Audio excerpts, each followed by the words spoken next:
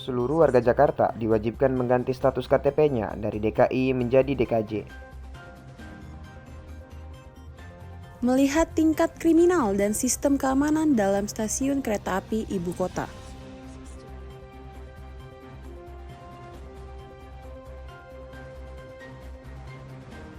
Perbandingan harga pangan Pasar Kamal dan pasar-pasar lainnya di Jakarta.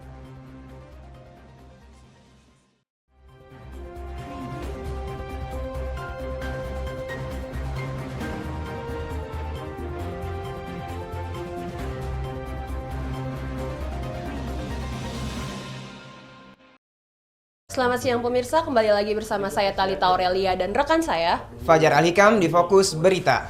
Selama 30 menit ke depan kami akan membawakan berita yang aktual, tajam, dan terpercaya.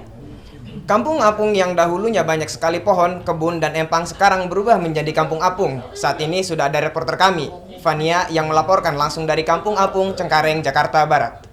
Selamat siang pemirsa, saya Fania Nur Hasana. Saya sudah berada di Kampung Apung, Jakarta Barat, dan saya sudah bersama Bapak RT yang ada di kampung ini. Bapak siapa?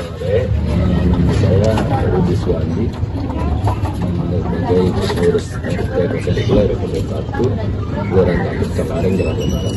Sejak kapan Kampung Apung terbentuk dari sebelumnya permukaan hingga menjadi seperti ini? Itu terjadinya sekitar tahun 2006-2007 kita ya tadi tanah normal itu menjadi genangan air permanen. Sampai saat ini tempat kita itu ada satu rumah habis, ya diperkirakan sekitar 2-3 meter. Ada berapa keluarga di Kampung Apung ini Pak? Dan apakah penduduk di sini asli pemukiman sini? Ini itu ada 125 keluarga, itu warga domisili, artinya dia berKTP satu dan seluruhnya itu pendatang atau tamu yang datang di sini, karena dia tempat tinggal di sini karena tidak pindah. Pak, dengan Bapak siapa? Bang Ji, Sejak kapan Bapak tinggal di lingkungan ini? ayah sejak lahir. Sudah lahir Iya, di sini. dulu rumah nggak banyak kayak gini. Rumah cuma 2 di sini. Rumah saya, rumah bapak saya, maksudnya sama nenek saya. Bagaimana dengan kondisi air di sini? Air di sini ya alhamdulillah.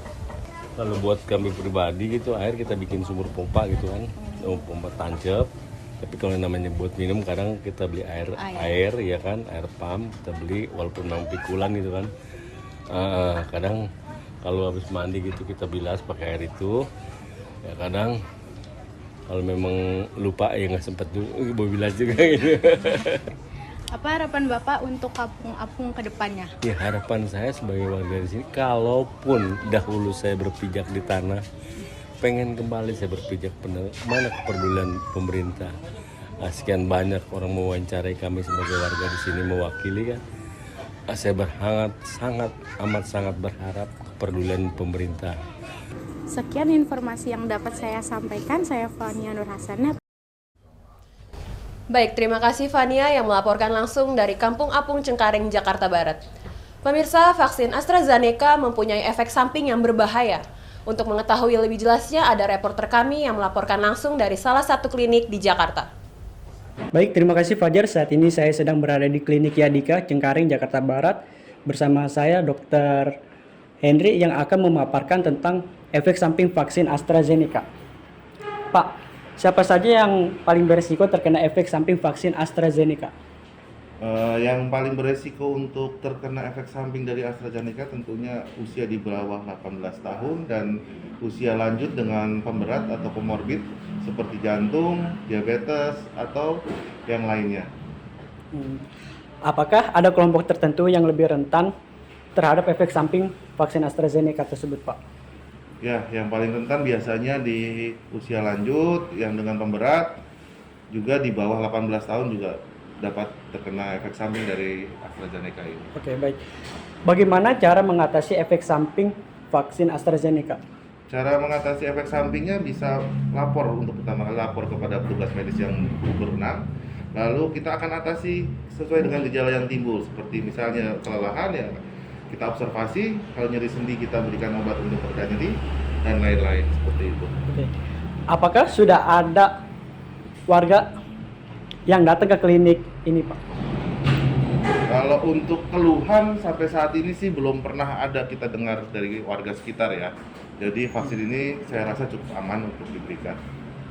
Oke, terima kasih Pak. Dengan Mbak Sylvia, Iya. untuk di klinik ini, apakah pada saat pandemi menerima vaksin?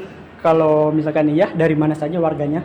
Kalau di klinik Yadika Tegalalur, untuk penerima vaksin warganya paling sekitar klinik, terus itu ada warga Tegalalur, Kalideres, dan sekitarnya. Oke, makasih Mbak. Mari. Baik pemirsa, itu dia tadi pemaparan tentang efek samping vaksin AstraZeneca bersama saya Randy Gunawan dan rekan saya yang bertugas. Saya kembalikan ke studio. Baik, terima kasih Randy yang melaporkan langsung dari klinik di Jakarta Barat. Pemirsa, jalur kereta tanpa palang sering sekali membahayakan pengguna jalan. Saat ini ada reporter kami yang melaporkan langsung dari salah satu jalur kereta tanpa palang di daerah Jakarta Barat. Pemirsa, kali ini saya sedang berada di perlintasan rel kereta api tanpa palang di Jalan Tambora. Rel kereta ini merupakan salah satu dari banyaknya kereta tanpa palang yang berada di Jakarta. Saat ini saya sudah bersama dengan Bapak Pepi. Ya Pak, apa sih Pak penyebab tidak adanya palang di rel kereta ini? Ini jalur bebas ini, jalur bebas. Gitu. Siapa sih yang bertanggung jawab atas keamanan di sekitar? Kita sih sama-sama aja sih, yang jaga aja yang sama-sama aja gitu loh. Bagaimana reaksi masyarakat dengan keadaan ini? Nggak ada masalah. Sejak kapan palang kereta ini ditiadakan sih Pak? Dari pertama ada rel kereta juga nggak ada palang. Ya Pak. Dari pertama tuh nggak ada palang. Baik, terima kasih Pak. Ya. Kekhawatiran ini tentunya juga dirasakan bagi pengguna jalan yang melintasi rel kereta ini. Saat ini saya sudah bersama dengan Mas Repli. Mas, apa respon Mas dengan tidak adanya palang kereta di sini? Respon saya sih sangat negatif lah intinya untuk membahayakan warga sekitar, terutama pengguna jalan seperti saya. Apakah ada saran dari Mas buat pemerintah? Saran saya untuk pemerintah ya lebih lihat lagi supaya lebih terjaga dan kalau bisa ada palang pintu biar lebih aman lah buat pengguna saya, apalagi seperti Gojek saya gitu. Terima kasih Mas. Pemirsa, hanya itu liputan dari saya. Saya Afgan Hasan dan teman saya yang sedang bertugas. Saya kembalikan ke studio. Masih bersama kami di Fokus Berita. Pemirsa, Presiden telah menyetujui undang-undang terkait perubahan status Provinsi Ibu Kota Jakarta menjadi daerah khusus Jakarta. Seluruh warga Jakarta diwajibkan mengganti status KTP-nya dari DKI menjadi DKJ. Untuk mengetahui kondisi di lapangan, kita sudah terhubung dengan reporter kita, Zen. Baik pemirsa, saya sekarang berada tepat di Kelurahan Palmerah, Jakarta Barat. Tentunya telah bergabung bersama saya Pak Iqbal selaku Ketua RT 10 RW 07 dan satu warga yang nantinya akan memberikan tanggapan terkait dengan adanya perubahan KTP DKI menjadi KTP TKJ. Oke, baik Pak Iqbal, bagaimana tanggapan Bapak terkait dengan adanya perubahan KTP DKI? Apakah sudah ada sosialisasi tentunya dari pemerintah pusat, Pak? Baik, untuk sosialisasi dari pemerintah pusat, kita masih tunggu informasinya, tapi bagi warga yang ingin merubah KTP DKI-nya bisa langsung ke Dukcapil dengan membawa KTP asli dan KK, dan prosesnya hanya sebentar kok, hanya 5 sampai dengan 10 menit. Oke Pak Iqbal, nanti seandainya warga sudah mengganti KTP, apakah ada data-data warga yang tergantikan juga Pak? Oh tidak ada, sama seperti biasa, hanya perubahan DKI dan DKJ aja. Oke, itu aja. Ya, baik, terima kasih ya Pak. Sama-sama. Baik pemirsa, tentunya pergantian KTP DKI menjadi KTP DKJ tentunya mempunyai banyak tanggapan dari warga tentunya. Salah satunya dari Pak Evin selaku warga Palmerah, Jakarta Barat. Bagaimana Pak Evin, apakah sebelumnya sudah mengetahui kabar terkait dengan adanya perubahan KTP Pak? Oh ya, saya sudah mengetahui sih, cuman sekilas aja dari sosial media ya. Saya dapat kabar sih bakalan berubah. Kalau dari kita sih, kalau misalkan ada dari pemerintah, kita terima-terima aja Pak. Oke. Apakah nantinya Pak Evin bakal mengganti KTP-nya Pak? Iya betul. Kita mengikuti langsung dari pemerintah aja arahannya gitu. Oke, baik. Terima kasih Pak. Oke, sama-sama. Oke. Baik pemirsa, segitu dari lapangan saya terkait dengan adanya perubahan KTP DKI menjadi KTP DKJ. Saya kembalikan ke studio bersama Fajar. Tindakan kriminal sering terjadi di stasiun kereta api. Pencurian, pelecehan, seksual masih banyak dialami penumpang. Maka dari itu, sistem keamanan stasiun perlu ditingkatkan. Untuk mengetahui perkembangan keamanan di stasiun sudah ada reporter kita, Laulin. Selamat sore pemirsa, kembali lagi bersama saya Laulen Gusti. Pada sore hari ini saya sudah berada di salah satu stasiun kereta api di Tangerang. Dan di sebelah saya sekarang sudah ada salah satu petugas keamanan di stasiun ini. Selamat sore Pak, mohon maaf sebelumnya dengan Bapak siapa? Nama saya Tommy. Pertama saya ingin tanya bagaimana sistem keamanan yang diterapkan di KRL untuk melindungi para penumpang. Sistem yang diterapkan di sini adalah pengamanan terhadap penumpang, pengamanan terhadap aset perusahaan atau aset-aset kereta api ya, sama mengamankan penumpang, sama verifikasi data-data yang masuk ke stasiun. Lalu adakah tindak kriminalitas di dalam KRL atau baik di stasiun sih Pak? Ada tidak ya? Kalau untuk tindakan kriminal ada sih, cuma jarang banget. Sekarang udah jarang banget. Seperti ada penumpang yang tidak mengikuti aturan-aturan di stasiun, seperti yang merokok ataupun membawa barang-barang yang tidak diperbolehkan di stasiun, itu langsung kami sigap mengamankan. Seperti itu. Baik, terima kasih Pak atas waktunya. Untuk yang selanjutnya saya sudah bersama dengan salah satu pengguna KRL. Dan selamat sore, dengan siapa Kak? Mohon maaf. Nama saya Najwa Kamila. Menurut Kakak nih sebagai KRL, sebagai transportasi sehari-hari, bagaimana sih Kak pengalamannya? Jauh ini sih enak aja ya, maksudnya kayak mempermudah. Kalau aku kan emang nggak bisa naik motor, jadi kemana-mana pakai naik kereta gitu, jadi ya lebih gampang aja buat aku. Kakak sendiri pernah ngalamin ketidaknyamanan gak selama pakai KRL tuh? Biasanya kalau lagi keadaan rame, terus belakang kita tuh banyak cowok gitu ya, jadi kayak terdesak-desak ya. Sekian informasi yang dapat saya sampaikan pada sore hari ini. Saya Laulen Gusti, pamit undur. Baik, terima kasih Laulen. Pemirsa, perbedaan harga pokok di beberapa pasar di Jakarta bisa menjadi opsi untuk berbelanja. Untuk melihat perbedaannya, sudah ada reporter kami Arun yang melaporkan langsung dari salah satu pasar di Jakarta. Selamat malam, kami berkesempatan untuk menelusuri pasar pangan di Pasar Kamal bersama Arun Prima Kamal. Dalam wawancara ini, saya berbagi pandangannya tentang ketersediaan harga bahan pangan. Apakah Pasar Kamal menawarkan harga yang lebih rendah atau lebih tinggi dibandingkan dengan pasar pangan lainnya? Secara umum, Pasar Kamal mungkin menawarkan harga yang lebih rendah dibandingkan dengan pasar pangan lainnya. Tetapi harga dapat bervariasi tergantung pada kondisi pasar dan produk yang ditawarkan. Kapan Pasar Kamal menawarkan harga yang lebih rendah atau lebih tinggi dibandingkan dengan pasar pangan lainnya pada waktu yang sama? Jika pemerintah pasar terhadap suatu produk meningkat secara signifikan, harga di Pasar Kamal dan pasar pangan lainnya pada waktu yang sama dapat meningkat. Namun kenaikan harga di pasar pangan modern mungkin lebih signifikan karena biaya overhead yang lebih tinggi. Bagaimana Pasar Kamal menawarkan harga yang lebih rendah atau lebih tinggi dibandingkan dengan pasar pangan lainnya berdasarkan ukuran mereka? Menawarkan harga yang lebih rendah dibandingkan dengan pasar pangan lain jika mereka memiliki skala operasional yang lebih kecil dan biaya operasional yang lebih rendah. Pasar dengan ukuran yang lebih kecil cenderung memiliki biaya operasional yang lebih rendah, seperti biaya sewa yang mempengaruhi harga barang yang ditawarkan. Dengan berakhirnya wawancara ini, kita dapat pemahaman yang lebih dalam tentang pasar pangan di Pasar Kamal dari sudut pandang yang berbeda. Terima kasih yang telah berbagi wawasan hanya tentang pasar pangan lokal. Semoga informasi yang diperoleh dapat memberikan sudut pandang yang jelas tentang pasar pangan Pasar Kamal. Baik, terima kasih Arun. Pemirsa, saat ini tarian tradisional sudah semakin jarang digemari oleh kalangan muda, dikarenakan sudah termakan budaya luar. Tetapi masih banyak kalangan muda yang masih mempertahankan contoh seniman. Dayak ini untuk mengetahui lebih jelasnya ada reporter kami, Robert, yang melaporkan langsung dari Sanggar Kesenian Dayak di Jakarta Barat. Baik, terima kasih Fajar. Saat ini saya berada di Taman Mini Indonesia Indah, Jakarta Timur. Kebetulan pada hari ini ada festival budaya. Dan saya akan bertanya-tanya seputar budaya khususnya Kalimantan. Baik, saya sudah bersama dengan narasumbernya. Dengan siapa Bang? Baik, nama saya Asun Ledung, berasal dari Kalimantan Barat, suku Kayan, Kapuasulu.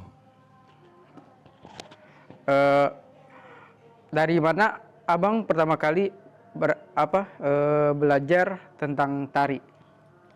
Baik, saya belajar tari itu dari kecil. Kebetulan kakek, papa, bapak saya itu juga seniman.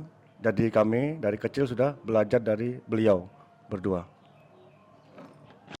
Sejak kapan awalnya Abang menjadi penari Jakarta membawa tarian suku-suku Dayak sampai sekarang ini?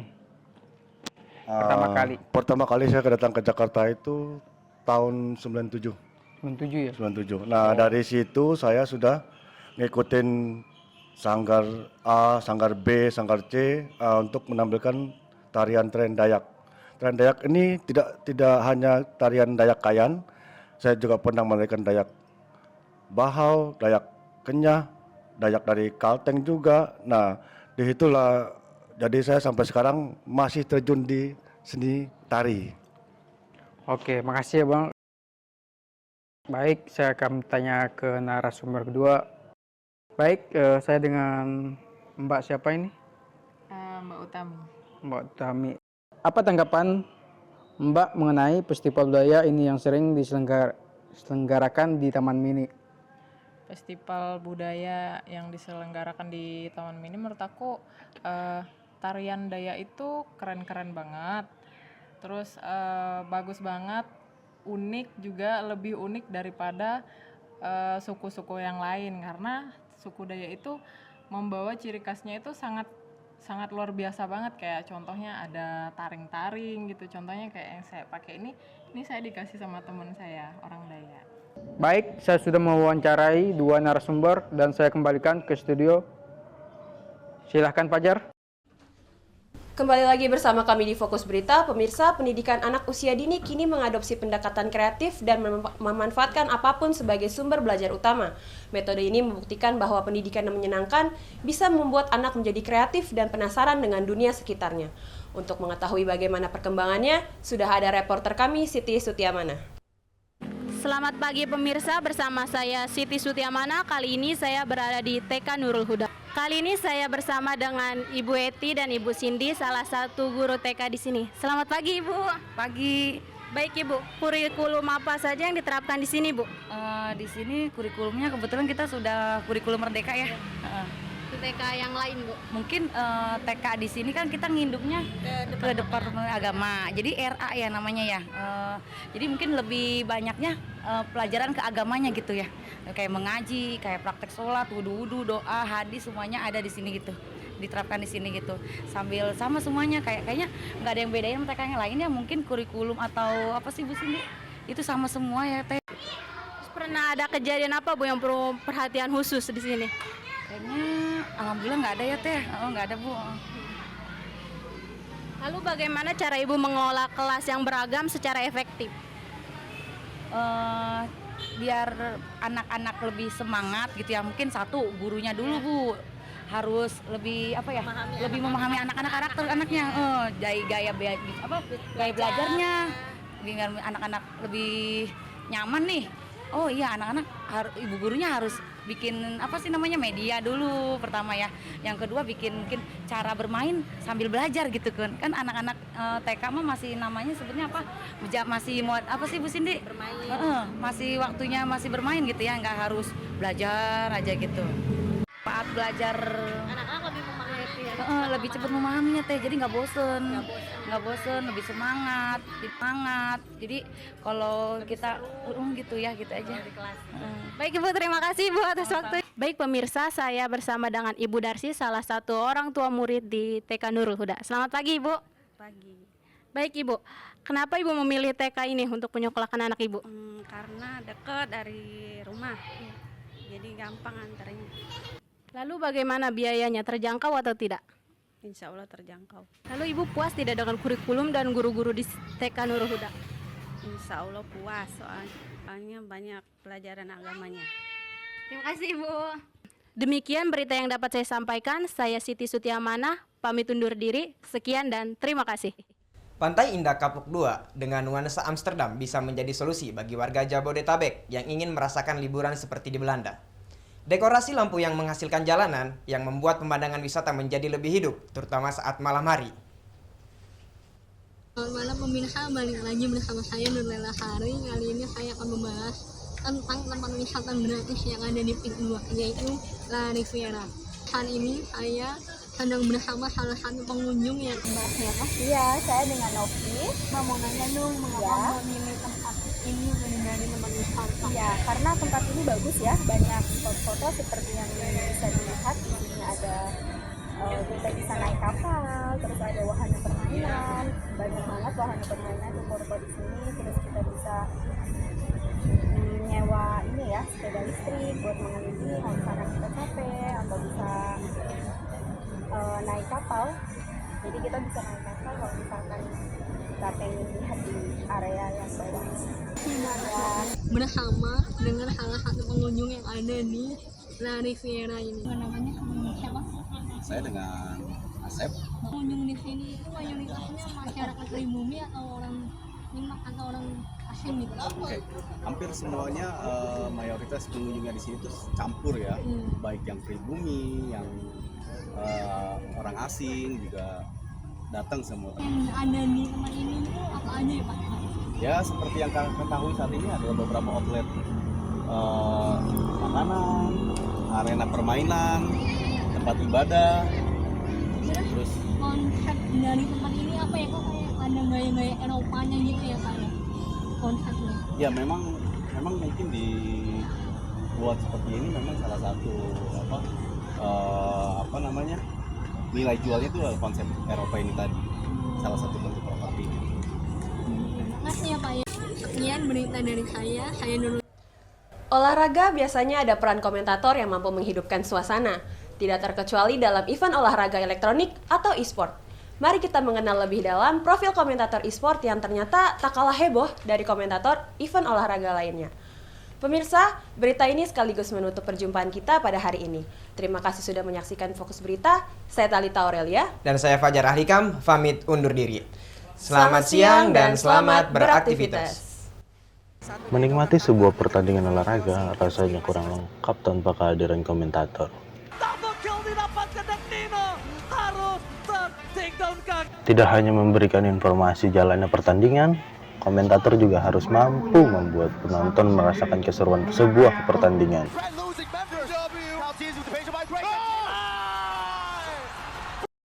Saat ini, profesi komentator tidak hanya menjadi bagian dari olahraga fisik, tetapi juga olahraga yang kini sedang menjadi tren. Selain menjadi atlet game profesional, profesi caster juga dapat menjadi pilihan jika ingin meniti karir di industri e-sport. Oh, jadi sebetulnya nggak cuma caster analis doang, kita punya 3 role. Ada main cast, co-cast, sama analis. Main cast itu yang play by play, yang kayak bawain fight, kalau lagi ada war atau apa. Co-cast itu lebih ke anchor, dia yang akan menjembatani antara main cast dan juga analis. Jadi kita buka bahasan. Kalau co-cast kan kebetulan aku co-cast tuh, makanya aku suka melempar bahasan yang akan di breakdown lagi lebih dalam sama analis gitu. Jadi mereka tuh saling kerjasama gitu. Betul, kita work as a team. Layaknya pemandu acara, seorang caster harus memiliki artikulasi yang jelas dan lancar dalam berbicara. Masa mendapatkan satu, yellow play, dapatkan, ini fokus ke base-nya, para pemain siapa? Sebenarnya kalau dibilang yang proper, satu ya komunikasi lah, ilmu komunikasi seperti storytelling, terus gimana caranya jaga tempo, atur hype dan segala macam yang berhubungan sama komunikasi. Tapi yang paling utama menurut gue pede sih, pede dulu. Berbasis dari video game, e-sport tidak bisa lepas dari nilai entertainment. Hal menarik untuk disaksikan dari sebuah pertandingan e-sport bukan hanya tentang bagaimana jalannya pertandingan. Oleh karena itu, peran caster sangat vital dalam mempertahankan nilai hiburan dalam sebuah pertandingan e-sport yang juga dianggap sebagai sportainment. Rian Ramadhan, Jakarta.